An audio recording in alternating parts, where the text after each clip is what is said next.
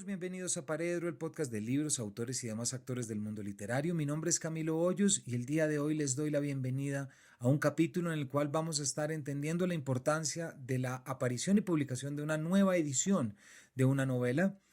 Aquí en esta casa siempre nos ha gustado detenernos en la publicación de ensayos académicos, como ya lo hicimos con Tomás González y como lo haremos hoy con La vorágine de José Eustacio Rivera. Cuando nos detenemos para ver una nueva edición o para entender unos ensayos, no hay mejor permiso que detener la lectura, que detener el tiempo de la lectura prácticamente, para poder preguntarnos por la forma como hemos leído una novela a lo largo de los años, ya que como ustedes saben, pues muchas veces ciertas lecturas y ciertos acercamientos críticos pues logran secuestrar las novelas o los cuentos o las obras en general, es decir, condenan un poquito a los lectores a siempre estar buscando lo mismo.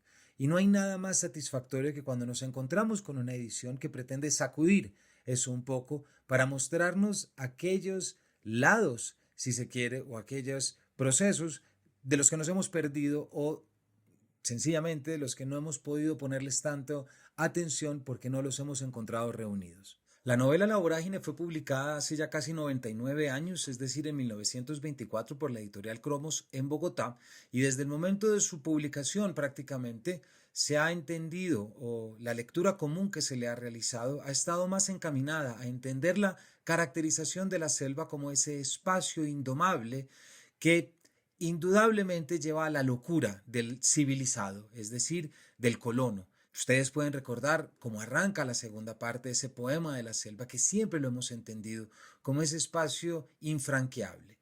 Pues bien, la edición cosmográfica sobre la cual estaremos hablando hoy con una de sus editoras académicas, lo que hace es reunir una serie de materiales para que podamos entender otra faceta y otra lectura de la novela, no aquella que habla de cómo la selva enloquece, sino que habla de cómo la selva se comenzó a explotar desde hace ya 100 años. Es decir, es una novela que recoge los procesos basados en lo extractivo o exportador que José Eustacio Rivera ya había señalado y denunciado en esta novela publicada hace 100 años. Es sorprendente, y esto nos permite darnos cuenta de cuánto más tenemos que entender una novela como La Vorágine.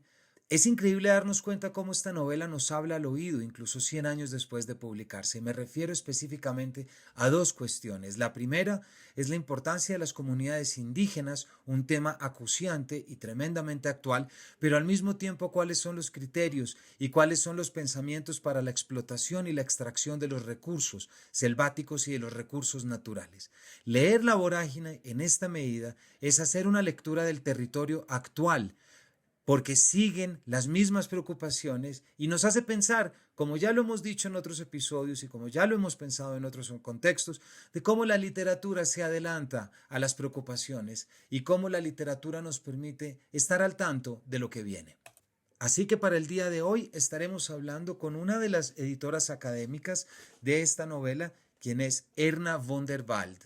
Erna es egresada de Filosofía y Letras de la Universidad de los Andes, tiene una maestría en literatura inglesa de la Universidad de Warwick en el Reino Unido y un doctorado en la Universidad de Essex, también en el Reino Unido. Sus publicaciones versan sobre literatura, cultura y política colombianas y latinoamericanas y se ha concentrado en la relación entre la cultura y la política en el siglo XIX en Colombia, así como en la teoría de la cultura y en el arte contemporáneo. Ha sido docente en diversas universidades en Colombia, Estados Unidos y el Reino Unido y se dedica a la edición y a la traducción académica. También debo decir, y me alegra muchísimo, fue mi primera profesora de mi primera asignatura en la carrera de literatura y eso me alegra mucho darle la bienvenida. Así que sin mayores preámbulos, bienvenidos a este paredro sobre la gran novela que es La Vorágine de José Eustacio Rivera y su edición cosmográfica. En primer lugar, Erna, bienvenida a Paredro. Muchas gracias, Camilo. Me siento muy honrada por la invitación. Yo estoy muy feliz de que en el programa esté mi primera profesora de literatura del pregrado. Entonces, para mí eso hace, Erna, un sentido muy grande que estés acá, porque pues lo que se hace acá y lo que hacemos es imposible no pensarlo, que también es una consecuencia de esas clases y de esa experiencia propiamente dicha. O sea que muy bienvenida. Me alegra mucho saber que alguna semillita alcanzó uno a sembrar por ahí. No, créeme que sí, y podríamos sacar otro capítulo sobre eso. Pero hoy estaremos hablando, Erna, sobre una edición muy bonita publicada recientemente por Ediciones Uniandes. Me refiero precisamente a enero de 2023, es decir, estamos a 2 meses de un libro que a mí me parece, Erna, que es absolutamente necesario para quienes hemos venido leyendo la novela en cuestión que estaremos hablando, y ha sido un trabajo en el que nos hemos dado cuenta que sabemos a dónde ir cuando la lectura de una novela, incluso la lectura literaria, nos saca preguntas sociales, sociológicas, económicas. Me refiero a esta edición de La Vorágine de José Eustacio Rivera, que tú acabas de publicar en cuanto a editora académica, junto con Margarita Sergi, a quien saludamos desde acá, pero con una diferencia, y es que esta edición tiene un subtítulo sobre los que estaremos hablando, que es una edición cosmográfica. Entonces, Erna, yo sé que esto no es un trabajo del aislamiento, esto no fue que te viste en marzo del 2020 diciendo, oiga, ¿será que me le meto finalmente a Rivera? No, esto es un trabajo largo, entonces me gustaría preguntarte por eso, por la génesis, por cómo ha sido el proceso y además la inmersión en un texto, Erna, que tú te sabes muy bien, también en una época en la que han surgido una cantidad de temas y de discusiones que, querrámoslo o no, nos hacían terminar en la vorágine y que en muchos aspectos terminan siendo el resultado que tú propones. Bueno, la génesis de este proyecto es larga y vieja. Creo que de alguna manera viene, ya que tú mencionabas que yo fui tu profesora, entonces vamos haciendo la genealogía, todavía vámonos más atrás a que Montserrat Ordóñez fue mi profesora. Y Montserrat Ordóñez, como pues es ampliamente conocido, hizo una edición de La Vorágine que se volvió como la edición estándar. Es una edición anotada que se hizo para cátedra en Madrid y es una edición riquísima en el sentido que tiene una gran información, un corpus de notas muy copioso y no valía la pena repetirlo. Ese trabajo está hecho en muchos sentidos, pero siempre me quedaron faltando dos cosas. Una, los mapas. Una novela que trata sobre un territorio que de alguna manera puede quedar exotizado por el aparato de notas y queda exotizado por lo desconocido y no es directamente solo una consecuencia de hacer un aparato de notas más concretamente para un público español, que sigue siendo un territorio desconocido para los colombianos también. Y sigue siendo desconocido por muchas cosas, por muchas razones. Y creo que es algo que tratamos de cubrir en en la edición en dos medidas. De un lado, los mapas, es decir, suministrar unos puntos de referencia geográficos para la lectura de la novela, donde se hicieron esencialmente cuatro mapas que acompañan momentos distintos de la novela, porque mi experiencia como lectora de La Vorágine es que uno se pierde. Es decir, hay un territorio que es supremamente complejo y así como están perdidos los personajes, están perdidos los lectores. Entonces, esta ubicación de las rutas y esta ubicación de los distintos puntos en los que se encuentran se considera como una ayuda para la lectura, realmente, que es una ayuda que yo encontré leyendo la novela usando mapas. Adicionalmente, en esta edición incluimos los mapas que Rivera había hecho para la edición que publicó en 1928 en la editorial Andes, que fue una editorial que él fundó en Nueva York. Esos mapas nuevamente son curiosos, tienen las rutas, pero son unos mapas que señalan muchos aspectos también de cómo se concibe el espacio. Son unos mapas que se concentran más en los ríos, no le dan a uno no brindan muchos puntos de referencia, salvo, dijéramos, Bogotá. No da, en una novela llena de topónimos, no da los lugares por donde pasan, pero sí los ríos. Y para mí, cuando descubrí esos mapas que desaparecieron en todas las ediciones posteriores de La Vorágine, encontré que hay una pista de lectura y es que los distintos personajes cuentan historias del caucho en las distintas cuencas. Entonces tenemos el caucho en el Putumayo, tenemos el caucho en el Orinoco, tenemos el caucho en el Alto Río Negro, y esos son los mapas. Los mapas muestran esa complejidad de cuencas. Los mapas tienen además algo muy interesante y es que las fronteras nacionales casi que no se distinguen, que es otro punto importante para entender una novela en donde es una novela que está manejando el territorio como un territorio dominado por la explotación del caucho y otros productos, y deja en suspenso esos espacios nacionales, porque precisamente es lo que históricamente sucedió. Es decir, los centros de poder nacionales intervenían muy poco, y este es un espacio dominado por los varones del caucho, que pasan a ser el Estado y pasan a controlar tanto las relaciones económicas como sociales como políticas. Entonces, esos mapas de Rivera despistan y al mismo tiempo dan muchas pistas. Y eso era algo que queríamos recuperar. Y otro punto era, si ese espacio es tan desconocido, adoptamos un criterio para dar información sobre el territorio, que era, de un lado, el imaginario que se fue creando sobre la selva en la época republicana, más o menos desde Humboldt hasta Euclides de Acuña, cubriendo una serie de textos del siglo XIX, y después recopilamos una serie de textos del siglo XX que son ya de cientistas sociales sobre cómo han sido las relaciones en un territorio que es primordialmente indígena y ha sido la frontera extractiva por excelencia. Y creo, Erna, que cuando cierras con esta palabra que es lo extractivo, también ya estás dando fe y contándonos por qué es tan importante el mapa y por qué palabras como territorio y región cobran un valor completamente distinto. Porque lo que esta edición también nos muestra, y esto pues lo iremos charlando ahorita, pero también con el aparato crítico que ustedes presentan y ponen a acompañar a la novela, empezamos a darnos cuenta, Erna, de algo ya lo hablábamos ahorita, y es como Rivera tenía en la cabeza unas ideas que quiso plasmar en esta novela, no que estemos diciendo que lo que el autor quiere que pase con su texto es como nosotros tenemos que recibirlo, no, para nada. Pero todos sabemos que hay novelas que llegan en un momento en el que los lectores y las sociedades no están lo suficientemente maduras, si se quiere, o listas, o la palabra que queramos, para poder comprenderlas. ¿A qué voy?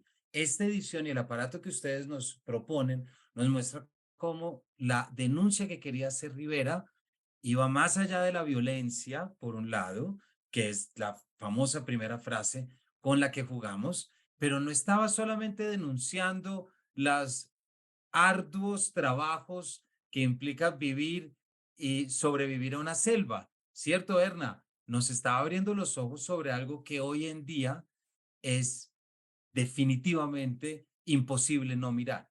¿Nos cuentas un poquito esa actualización? Bueno, ahí, digamos, yo me remitiría como a la segunda parte de la génesis de este proyecto, que es, hay una serie de intentos de hacer unas cartografías de la novela colombiana que utilizan sobre todo la idea de regiones, ¿no? Entonces, la novela costeña, la novela del valle, la novela antioqueña, la novela andina, etcétera, etcétera.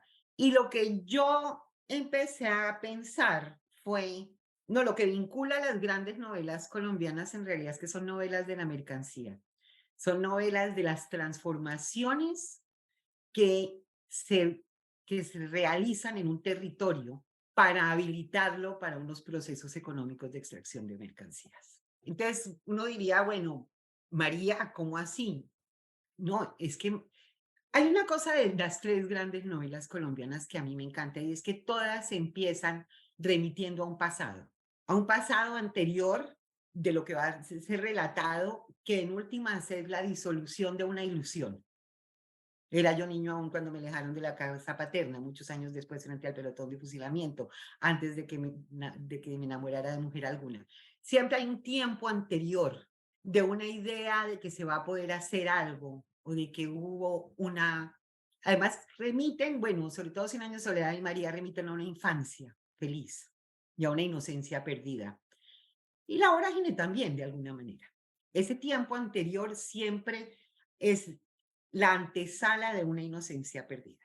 Y esa antesala es la que nos abre a esos procesos de transformación, que es la aventura, por así decirlo, es ese proceso de transformación que va a ser el que va a dar pie a un proceso o de comprensión de lo que ha pasado, como en el caso de Rivera, o un proceso que se va desatando en el relato, como en el caso de María y Cien años de soledad, en donde se va viendo un proceso que no se está entendiendo.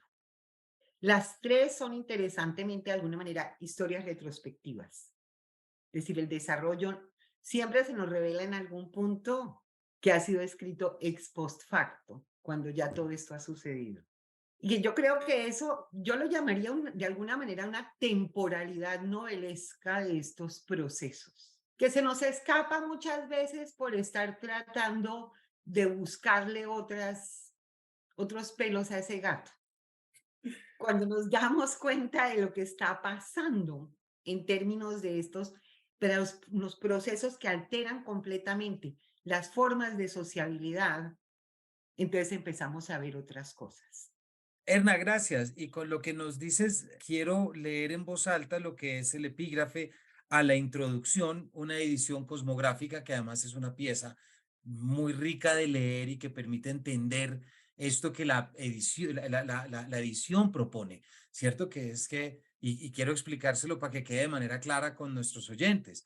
La vorágine siempre se ha entendido como la novela que habla de la locura de la selva, de lo difícil que es vivir la selva y de cómo nos enloquece, de esa voracidad de la selva, y un poco se quedó ahí cuando en realidad lo que Rivera quería proponer era algo infinitamente mucho más aterrador, porque pasan días sin ver el sol, y que se refleja en este fragmento de la carta a Luis Trigueros, escrita por Rivera el 25 de diciembre de 1926. Mas lo que no puedo perdonarte nunca es el silencio que guardas con relación a la trascendencia sociológica de la obra.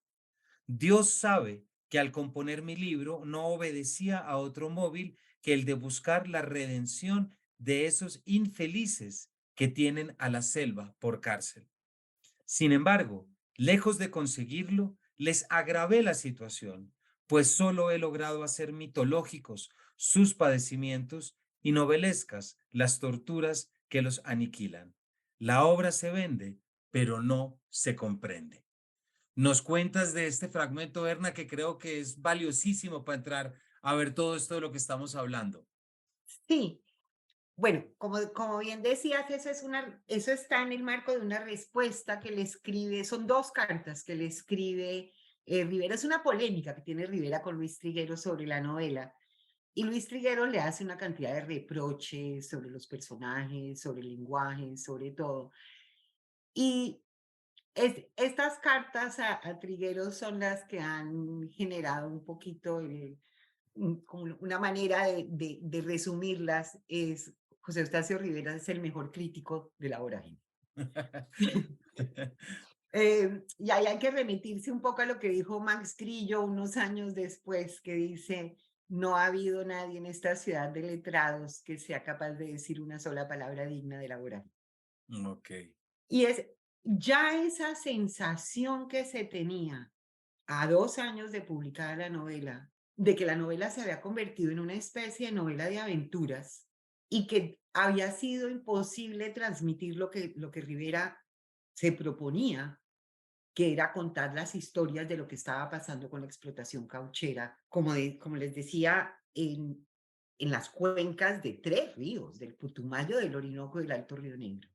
Y esto tenía que ver además de los padecimientos de estos personajes que él presenta, está el hecho de que esos son todos territorios en disputa entre Colombia y los países fronterizos. Cuando Rivera escribe esta novela, él está hablando de espacios que no son de claramente ni Venezuela, ni Brasil, ni Perú.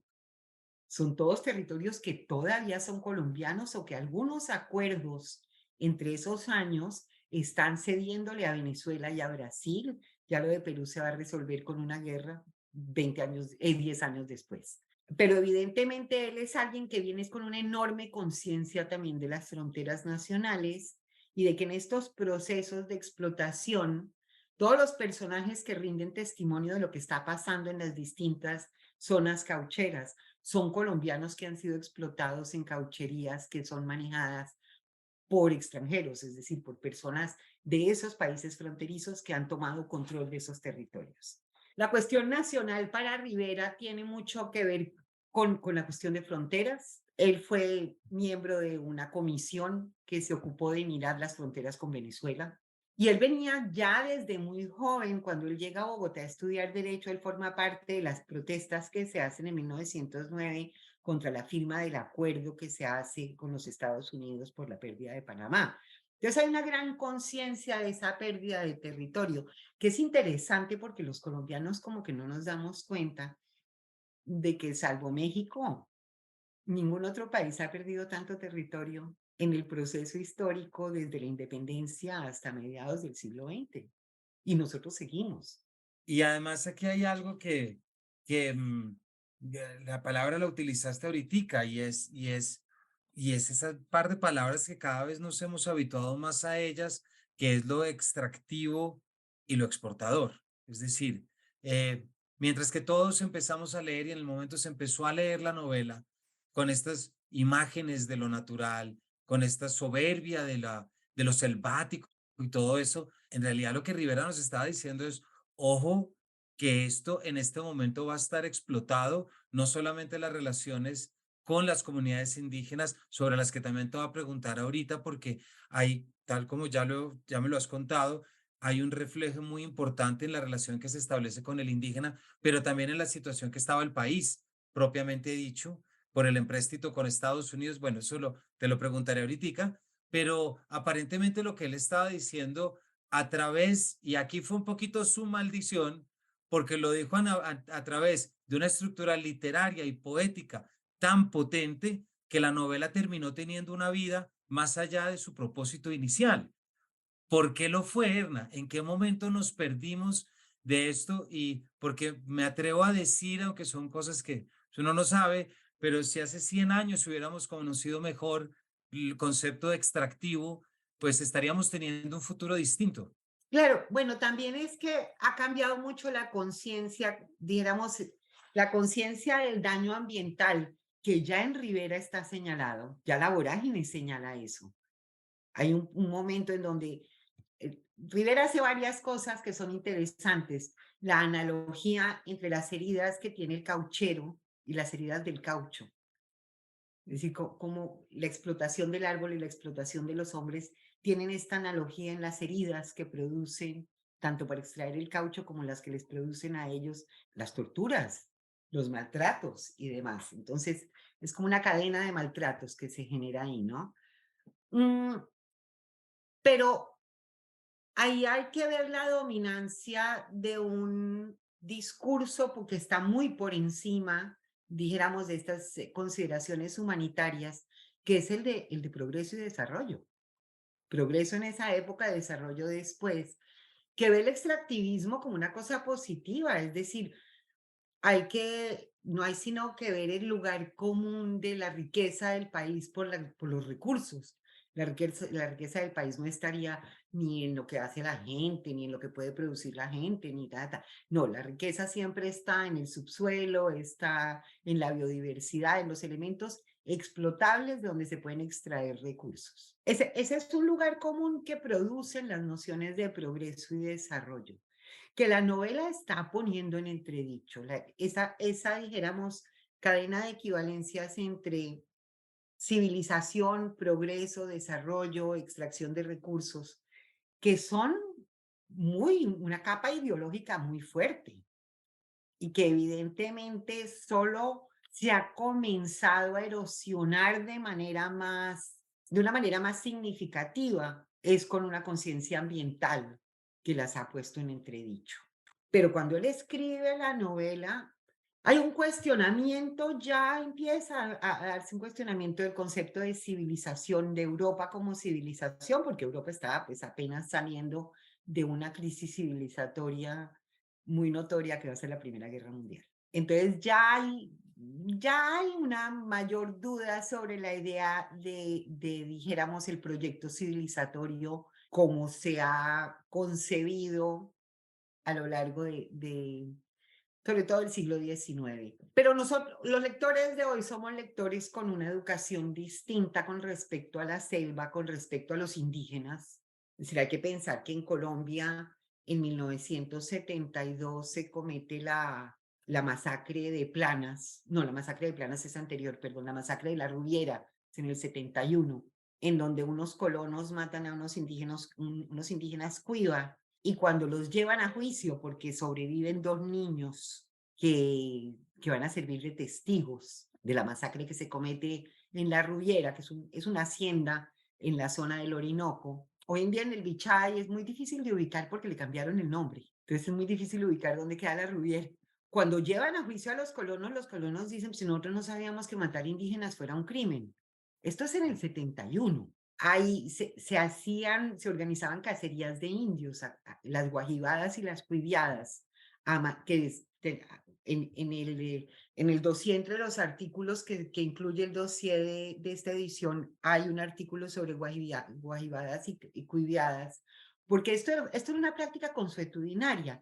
Entonces nosotros somos lectores con una sensibilidad distinta. En parte lo que se está a lo que se está enfrentando Rivera es a que no hay ninguna manera de, dijéramos, apelar a un concepto, no hay ningún concepto al cual pueda apelar, ninguna manera de llevar a sus lectores a compadecerse de la suerte que están sufriendo las personas que están en esa región. Y evidentemente siente constantemente que fracasa.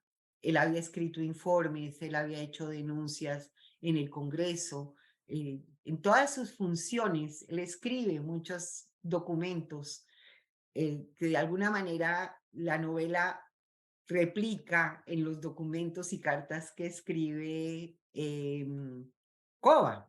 Y sin embargo, la novela en muchos sentidos ya reproduce este desencanto que Rivera deja ver en la respuesta a Trigueros, ya está anticipado en la novela en la medida en que la novela es un manuscrito que se pierde, que cuenta de cartas que se escriben a manados y no hay respuesta. Es decir, ya la novela anticipa de alguna manera lo difícil que es hacer escuchar este llamado a prestarle atención al padecimiento de estas personas. Y él en un momento dado en esta carta se lo dice también a Trigueros. Trigueros era cónsul en Manaos. Le dice, Ya. nunca me respondiste. Yo que te mandé información sobre lo que estaba pasando, tú no respondiste. Sí, hay una voluntad de parte del gobierno, de los letrados en la ciudad, etcétera, de no oír lo que les están diciendo. Hay algo, Erna, que me impresiona mientras te escucho, y es darnos cuenta. Bueno, yo tengo la impresión, de pronto arranco por este lado antes de lo que te iba a decir, porque es que mientras te escucho, Erna, es muy claro que nos estaba haciendo falta un pedazo de Rivera para entender la importancia de esta novela. Esta es una novela, y aquí vuelvo por lo que iba a arrancar, esta es una novela en la que todos hemos leído y todos nos hemos impactado con este famoso, perdóname, lo voy a leer, porque pues puede quedarse en la memoria de uno tanto como ese otro famoso comienzo, ¿cierto? Y es, antes que me hubiera apasionado por mujer alguna, jugué mi corazón al azar y me lo ganó la violencia. Nada supe de los delicios embriagadores, ni de la confidencia sentimental, ni de la zozobra de las miradas cobardes. Se nos queda y la tenemos, y es una referencia, pero me atrevo a decir que hasta ahora con esta edición o con esta concentración, es que estamos entendiendo el valor y el poder de esta obra literaria, que nos está hablando al oído de dos cosas fundamentales de hoy en día, de ayer y de mañana, que son derechos de nuestras poblaciones indígenas, reivindicación sobre el pasado de nuestras comunidades indígenas, pero también la problemática extractivista que tenemos con nuestros recursos. Es decir, no se me ocurre otra novela, Erna, que nos hable más de cerca, en un lenguaje distinto, que esta. Estamos frente a una novela que hemos desconocido. En muchos sentidos, digamos, los reconocimientos a la novela se han hecho en muchos sentidos, pero tal vez no en este. Y creo que en estos momentos en donde el país tiene mucho más presente todos los conflictos que tiene en la zona de fronteras y en los procesos extractivos y todo eso, llamar la atención sobre ese aspecto es un deber de alguna manera, en la medida en que esta novela, incluso en su construcción literaria, está buscando señalar una serie de elementos que son fundamentales. ¿Ya qué me refiero con eso? Y creo que es una cosa que, digamos, se ha notado muchas veces. Para Rivera hay dos cosas, está el territorio y está la cuestión humanitaria. A mí me parece que estas son dos Exactamente. cosas que son fundamentales en la novela. Está la cuestión territorial, está la insistencia en que las personas por las cuales se está abogando son colombianos, es decir, hay una cuestión de lo nacional en términos de una especie de interpelación al Estado por la responsabilidad que le cabría por todos los colombianos y no por solo los que están en una zona como incorporada a los órdenes institucionales. Es un Estado que ha sido negligente en todo lo que se llama zona de frontera. Y la zona de frontera es gigantesca. O sea, si miramos, Colombia considera zonas de frontera todo lo que va de la cordillera occidental hacia el Pacífico, todo lo que es selva, todo lo que es llano. 2/3 partes del territorio están en esa zona de frontera, zona sacrificial, zona tierras de nadie. Había un lema del Bichada que era tierra sin hombres para hombres sin tierra. Es un borramiento de las poblaciones indígenas, o sea, unas nociones que vienen muy, muy fuertemente construidas en todo el proceso nacional. Entonces, evidentemente, ahora que tenemos una conciencia distinta y que yo creo que eso está cambiando en el país, la manera como se contempla a los indígenas, la manera como se contempla la naturaleza como algo que se debe conservar, etcétera, etcétera. La vorágine salta a la vista como una novela que ya viene denunciando una serie de cuestiones desde hace un siglo y sencillamente la desoímos. Y narrativamente la novela tiene, ¿cómo hacemos para que la gente escuche? Y genera y presenta una serie de problemas que son interesantes. Y es, por un lado, el cuestionamiento de los saberes letrados. Coa, como representante de la ciudad letrada, es un fantoche, es una persona a quien no le creemos, es un narrador no confiable, además porque por las fiebres y todo lo demás pierde como el sentido de lo que está haciendo, pero además se cree que es el que está como comandando la expedición, porque pues él es el señor que viene de la ciudad, etcétera. Y es ese narrador no confiable el que le da mayor confiabilidad a las voces que recoge. Es justamente porque Coa estamos recelando tanto de él. Si fuera un informante, ese es un poquito lo que es incómodo después de que uno ha leído La Vorágine, es lo que es un poco incómodo en Toa de Uribe Piedradita. Ese médico científico que llega y es el que se da cuenta de todo, pero es además la voz que nos cuenta todo, reclama una cierta autoridad para informarnos.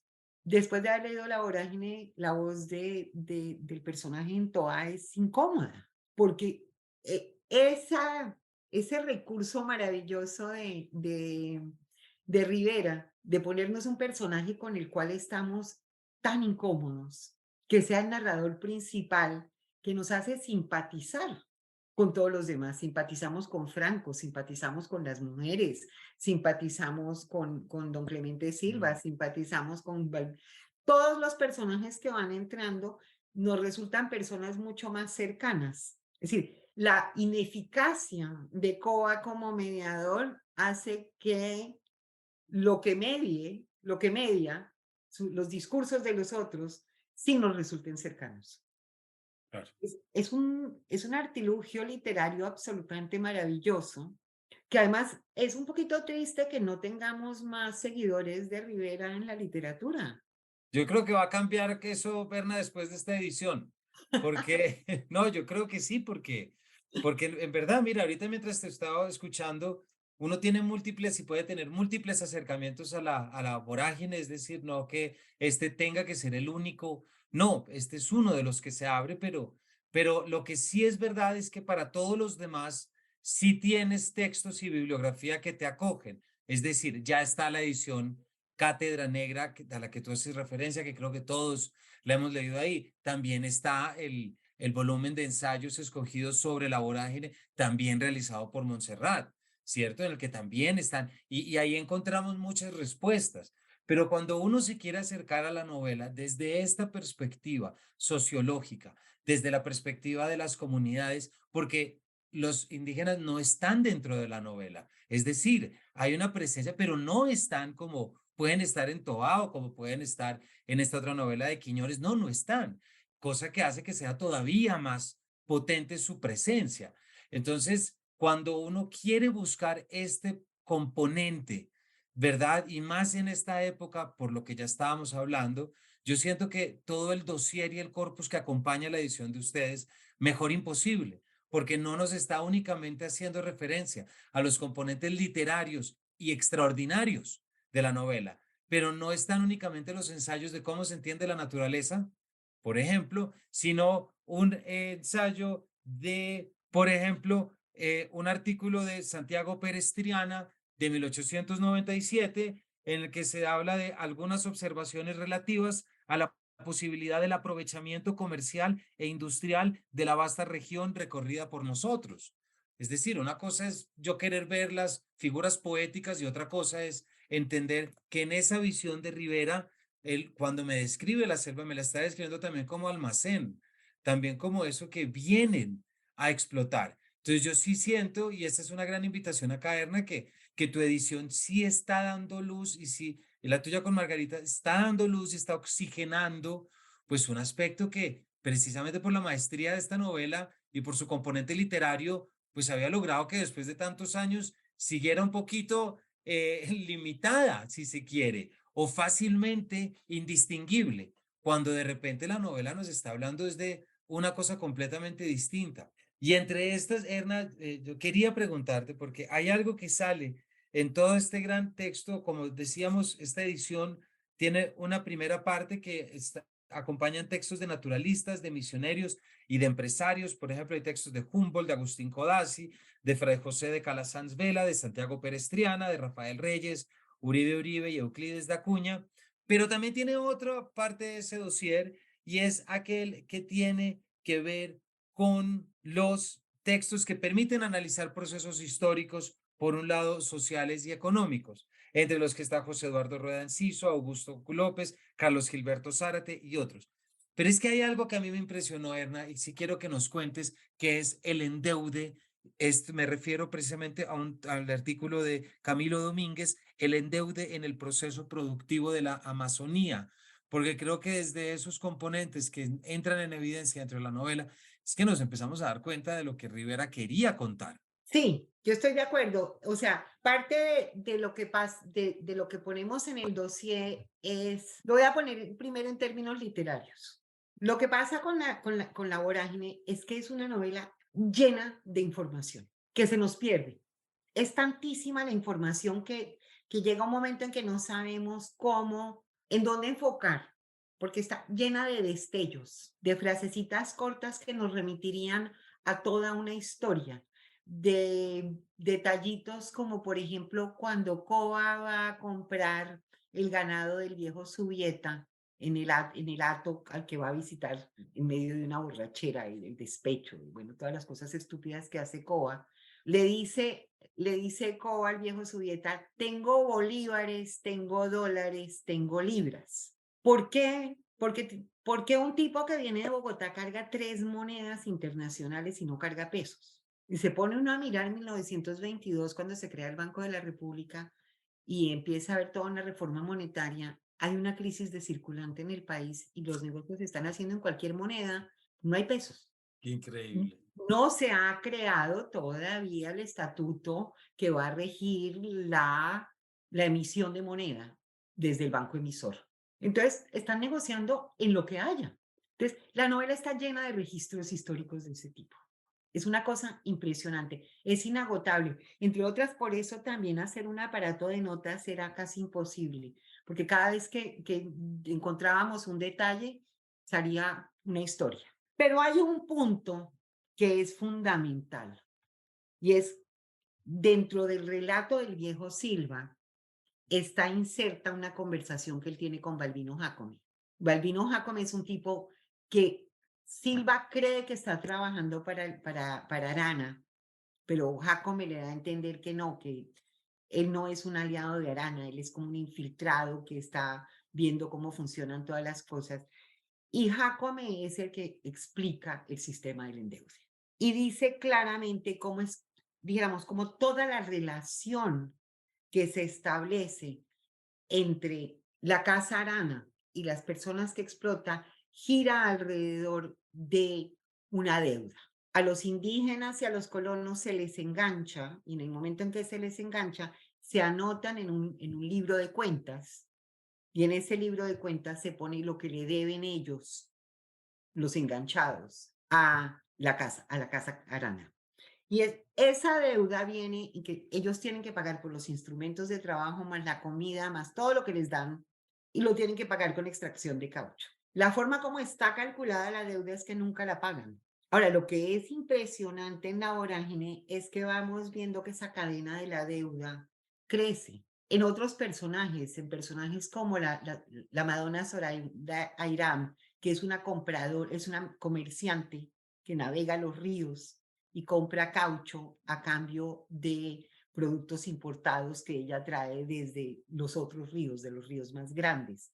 Ella es la que recorre los ríos pequeños con mercancía. Y si uno se pone a mirar y uno le sigue el hilo a la deuda, pues la deuda viene desde los bancos de Inglaterra. Los bancos de Inglaterra y los bancos de Wall Street, Londres y Wall Street están poniendo los dineros como empréstitos nacionales que pasan a ser empréstitos comerciales, que pasan de mano en mano hasta la deuda final, que es el enganchado, que es el que empieza su vida con una deuda. Y esa cadena obviamente también va para arriba. Entonces, poco lo que tratamos de hacer en la introducción es explicar cómo, de alguna manera, una de las posibles interpretaciones de lo que es la vorágine es la deuda. Lo que está en el ojo de ese huracán, de ese remolino, está en el centro de la selva, en la deuda de los indígenas y los colonos. Y ese remolino se va tragando todo, que es el remolino finalmente del capital. Y ese capital, ¿cómo se distribuye? Ese capital nunca se distribuye en dádiva, se distribuye en deuda. Es decir, todo el mundo tiene su parte de la deuda, nunca tiene su parte del capital, que es terriblemente dramático y hay que verlo, entre más crece el sector financiero, más somos enganchados del endeude. Exactamente, es que eso es lo que también por eso te lo decía, porque es que, de nuevo, cosas que hablan al oído. Es decir, es de nuevo cosas de las que puedes tener una reunión en media hora con tu asesor de banca. Es decir, difícilmente una novela habla más. Erna, se nos acaba el tiempo, si no es que se nos acabó ya, pero no puedo no preguntarte al final a manera de conclusión. Yo sé que seguramente muchos oyentes nos han estado oyendo, pero no tendrán muy clara, no tendrán muy fresca aún la novela o de pronto no han llegado a ella. Y yo sé que estas son preguntas casi que de cajón y de manual, pero me muero las ganas. ¿Por qué leer esta novela, Erna? ¿Cuál es la importancia que tiene esta novela dentro de nuestra literatura? Es decir, dentro del corpus literario nuestro, pero también porque en este momento, yo sé que es lo que venimos diciendo, pero me gustaría cerrar así. ¿Por qué es importante y por qué leer una novela como La Vorágine no es solamente un poco de esparcimiento o un poco de divertimento o un poco de ficción novelesca? No, porque puede ser algo distinto. Digamos que casi que el problema con la vorágine ha sido que es algo distinto y que cuando no da ese divertimiento al cual está acostumbrado el lector le cuesta mucho trabajo Entonces, pensar yo como, ¿por qué le voy a hincar el diente a esto tan difícil? Esto tan difícil es, primero que todo, una novela que ha sido poco reconocida en todos nuestros círculos literarios por su grandeza literaria. Yo digo que ese es uno de los elementos más impresionantes de la vorágine, es los recursos literarios que pone a disposición. Es absolutamente increíble, además que es como es un archivo de concepciones sobre la naturaleza, de concepciones sobre esos territorios, de concepciones que hemos manejado históricamente sobre las gentes que viven en esos territorios y al mismo tiempo desmonta ese archivo. Y yo creo que eso es lo que es tan fascinante. O sea, hace 100 años teníamos un escritor que era capaz de coleccionar todos los lugares comunes sobre el territorio y además cuestionarlos. Creo que ese es uno de los puntos y los que nos hace pensar que bueno, que nada, y de allí que aquí en Paredro siempre queremos abrir estos espacios porque hay libros que hay que crecer con ellos y no dejarlos allá, y no dejarlos como los clásicos que están ahí puestos, sino que distintas formas de volver a visitarlos, porque el clásico es clásico porque cuando lo visitas te va a decir algo nuevo.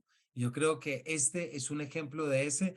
Para todos nuestros oyentes, hemos estado hablando de una muy bonita edición crítica de La Vorágine, con un subtítulo que es una edición cosmográfica a cargo de Margarita Sergi y Erna von der Wald, quien nos ha estado acompañando el día de hoy como editoras académicas, publicada por Ediciones Uniandes, una edición que les recomendamos muchísimo ir a visitar siempre que tener una edición crítica de estos textos y de estos clásicos, en este caso que sea esta la que les recomendamos para actualizar y por supuesto para tener una novela y una lectura, ya nos lo dijo nuestra invitada, en el que precisamente el tema ha sido que siempre ha sido distinto y entre tanta distinción y en esto que propone, pues se nos han perdido cosas que hoy recuperamos con mayor brillo todavía. Erna, muchísimas gracias por tu tiempo, por la paciencia para contarnos estos detalles y sobre todo por el tiempo para invitar y promover el acceso y la lectura, que todo termina siendo sobre eso, a esta novela a través de esta edición. No, a ti, Camilo, que ojalá todos y todas disfruten mucho de leer nuevamente La Vorágine. Los clásicos son siempre ese libro que uno solo lee por segunda vez. Todos van a leerlo por segunda vez porque esa es su característica esencial. Así es. Así que si algunos de ustedes ya lo leyeron desde el lirismo y desde lo poético, pues entonces ya pueden tener otra experiencia y leerlo desde lo sociológico, desde lo extractivista que es esta propuesta y esta lectura. Así que, Erna, muchísimas gracias por habernos acompañado. A toda la audiencia, gracias también por haber estado con nosotros y nos vemos en una próxima edición de este Paredro.